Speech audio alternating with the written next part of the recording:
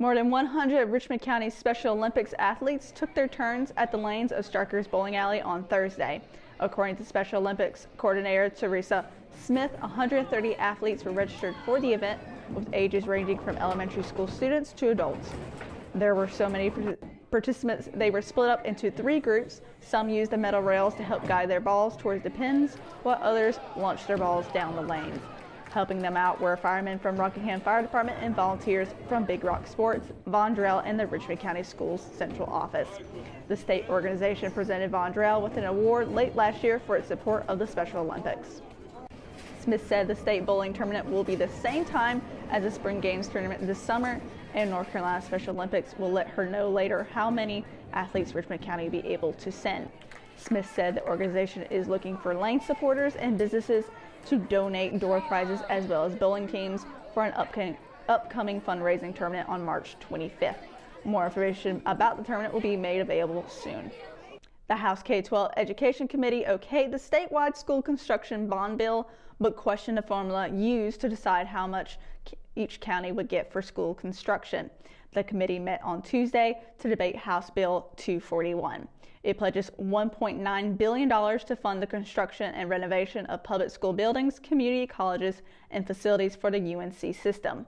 Of that, $1.5 billion would go to pre-K to 12 public schools, and community colleges would get $200 million, and the states and universities would receive the rest of the funds. But before schools can get the money, voters would have to approve the measure on the 2020 March primary ballot. And it would have to pass a speculate state Senate. Senators would prefer to direct current tax collections to school construction instead of borrowing money. Several lawmakers questioned how the bond formula for each county worked. The amount is based on average daily membership, growth of ADM, and includes a 40% weight for low well schools, an adjustment factor to ensure every county receives at least $10 million. If a county has several school districts, the $10 million will be split among them. And Representative Kevin Corbin said rural counties often get shortchanged over facility funding because they don't have a large student population or a large tax base. But he said the proposed bond addresses those challenges, and for that it has his support. How much debt the state can take on to support a statewide bond is a point of contention among lawmakers. Representative Gay Mayor Dee Orange said he expects the vast majority of House members will support the bill, but he wanted to know why the amount was limited to $1.3 billion for public schools as the bill designates $1.5 billion. House Speaker Tim Moore said State Treasurer Dale Fowle told him that the debt capacity is about $2 billion. Going over that amount would affect the state's credit rating. The North Carolina General Assembly lags behind most other states as one of 7 state governments that doesn't offer video of any legislative sessions or committees. House Bill 218, broadcast North Carolina House of Representatives sessions, which passed the House Rules Committee March 5th, would push for some video coverage at the General Assembly. It establishes webcasts of daily House sessions and stipulates that sessions of particular public importance should be aired on UNC TV.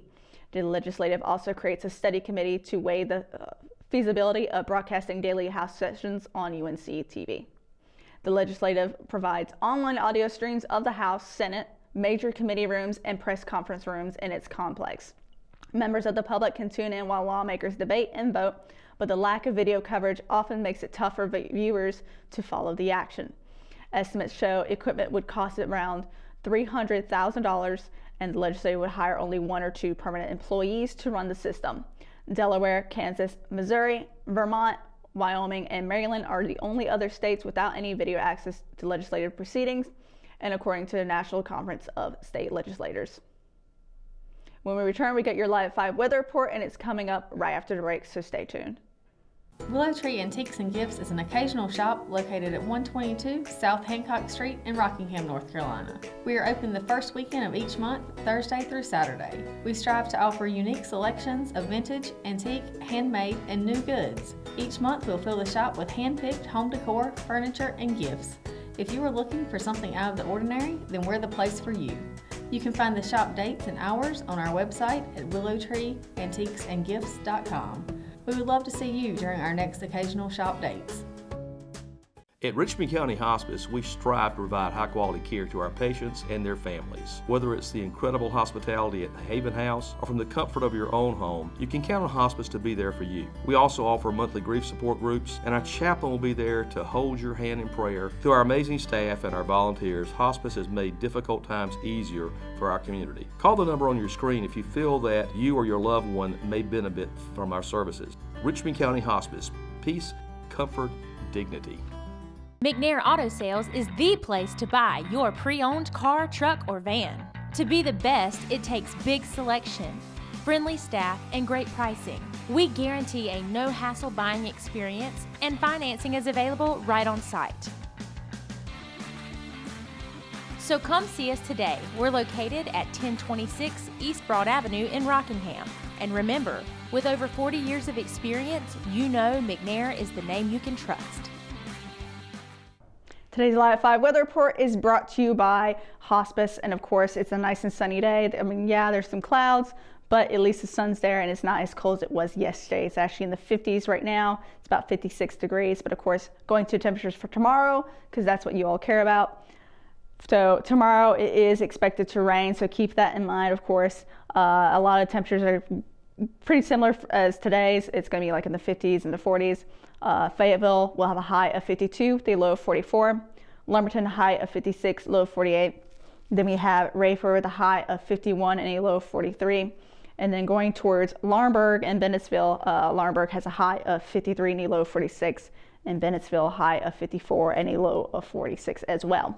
And of course, closer to us with Southern Pines, high 48, low 42. Pretty much towards us, it's going to be a little bit cooler than it is on the other side of the map. LRB, high 47, low 43. Rockingham, which is where we're standing right now, high 49, low 43. And then Waitsboro, high 49, low 44. So pretty much towards us, it's going to be in the 40s, really low 40s, really close to 50s. And then in the 50s, towards areas like Laurinburg and Fayetteville and all that.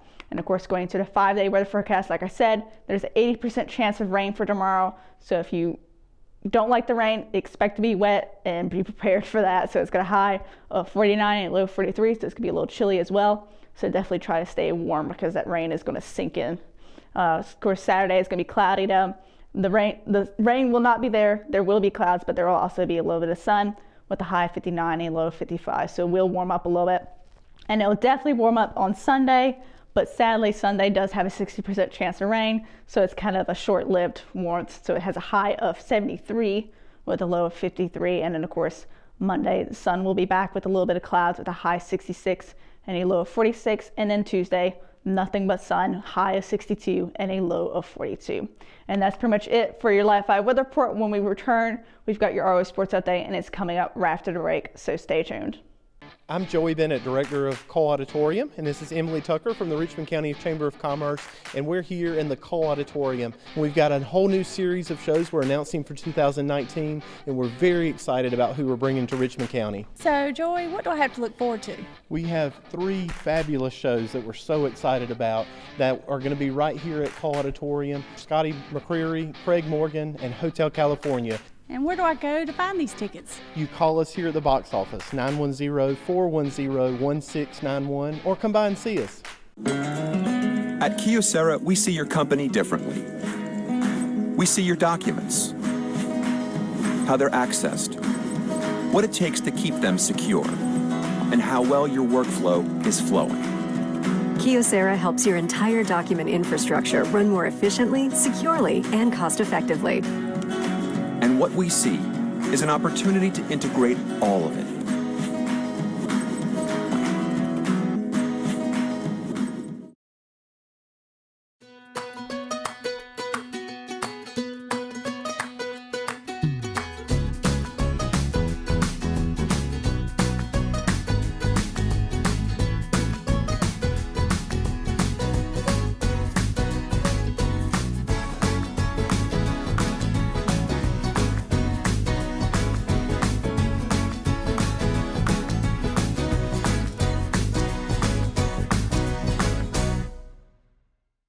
Raider baseball head coach Ricky Young wanted to see his team's bats get to work after a slow start through the first 3 games of the season.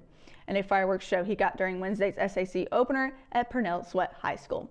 Richmond ruled the Rams 14-0 in 5 innings and used an 11 runs top of the 5th inning to get back in the win column. The Raiders collected 8 hits on the night, nearly doubling its total through the first 3 games of the season. No other hit was more explosive than senior Jake Ransom's grand slam, which broke the game open 10-0 with 2 outs in the 5th. Wednesday's meeting was the second time the Raider and Rams had met since the two played an 11-inning marathon on March 9, 2018. In that game, Ransom also went yard, helping Richmond to a 9-8 win. And playing with their 3 starting outfielders all on the bench, the Raider defense and Paris held the Rams to just 3 hits and recorded their second shutout in 4 games this season. Richmond is now 2-2 on the season and 1-0 in SAC play. And they will host Purnell Sweat on tonight in Rockingham at 7 p.m. Nearly a week in between games because of wet weather didn't seem to impact the Lady Raiders softball team, as a big 5th inning helped it notch a win on Wednesday. Playing at Purnell Sweat High School in their SAC opener, the Lady Raiders tallied 6 runs in the top of the 5th inning to cruise past the Lady Rams 8-1.